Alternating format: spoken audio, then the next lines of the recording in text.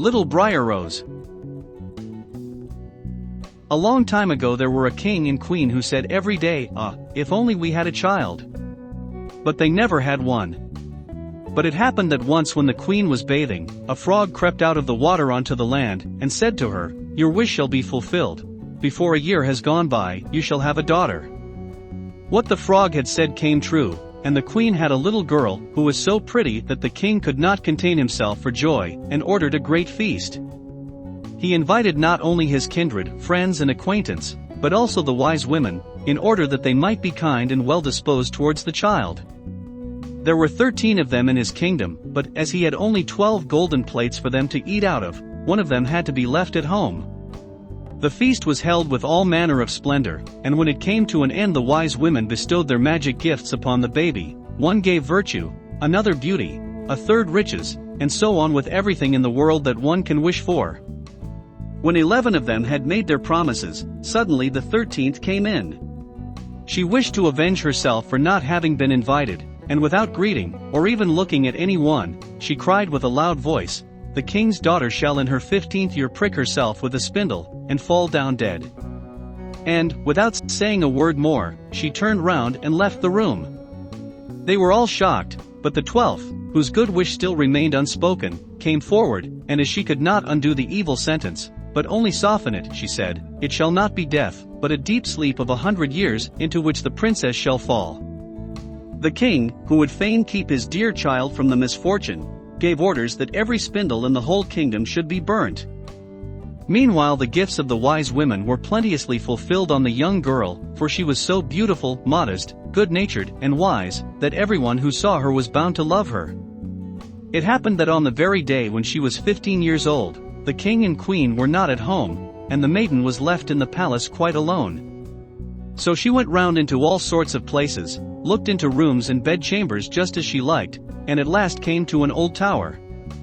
She climbed up the narrow winding staircase and reached a little door. A rusty key was in the lock, and when she turned it the door sprang open, and there in a little room sat an old woman with a spindle, busily spinning her flax.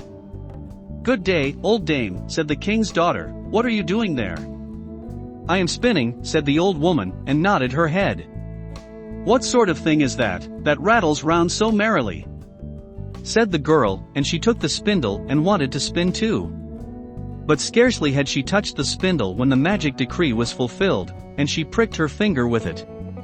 And in the very moment when she felt the prick, she fell down upon the bed that stood there, and lay in a deep sleep.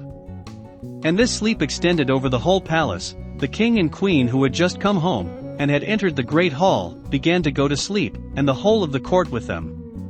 The horses too went to sleep in the stable, the dogs in the yard, the pigeons upon the roof, the flies on the wall, even the fire that was flaming on the hearth became quiet and slept, the roast meat left off frizzling, and the cook, who was just going to pull the hair of the scullery boy, because he had forgotten something, let him go, and went to sleep.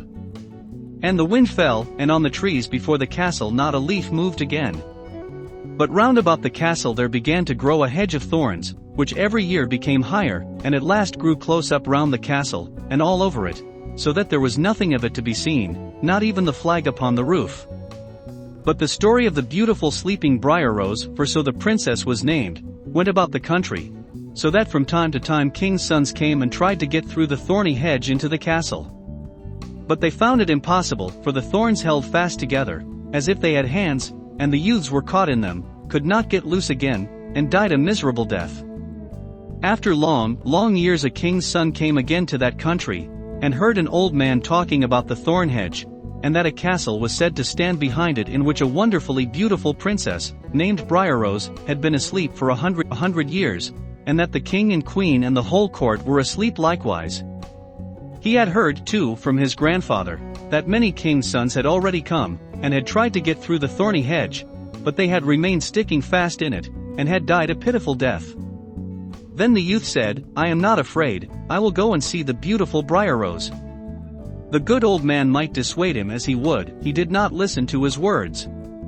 But by this time the 100 years had just passed, and the day had come when Brier-Rose was to awake again. When the king's son came near to the thorn hedge, it was nothing but large and beautiful flowers, which parted from each other of their own accord, and let him pass unhurt, then they closed again behind him like a hedge. In the castle yard he saw the horses and the spotted hounds lying asleep. On the roof sat the pigeons with their heads under their wings. And when he entered the house, the flies were asleep upon the wall. The cook in the kitchen was still holding out his hand to seize the boy, and the maid was sitting by the black hen which she was going to pluck. He went on farther, and in the great hall he saw the whole of the court lying asleep, and up by the throne lay the king and queen. Then he went on still farther, and all was so quiet that a breath could be heard, and at last he came to the tower, and opened the door into the little room where Brier-Rose was sleeping. There she lay, so beautiful that he could not turn his eyes away, and he stooped down and gave her a kiss. But as soon as he kissed her, Brier-Rose opened her eyes and awoke, and looked at him quite sweetly. Then they went down together, and the king awoke, and the queen, and the whole court, and looked at each other in great astonishment. And the horses in the courtyard stood up and shook themselves, the hounds jumped up and wagged their tails, the pigeons upon the roof pulled out their heads from under their wings, looked round, and flew into the open country, the flies on the wall crept again, the fire in the kitchen burned up and flickered and cooked the meat, the joint began to turn and frizzle again, and the cook gave the boy such a box on the ear that he screamed, and the maid plucked the fowl ready for the spit. And then the marriage of the king's son with Brier-Rose was celebrated with all splendor, and they lived contented to the end of their days. If you like the story, don't forget to subscribe and like it. Also ring the bell to keep up to date with the new stories that will appear every day. Thank you very much. The end.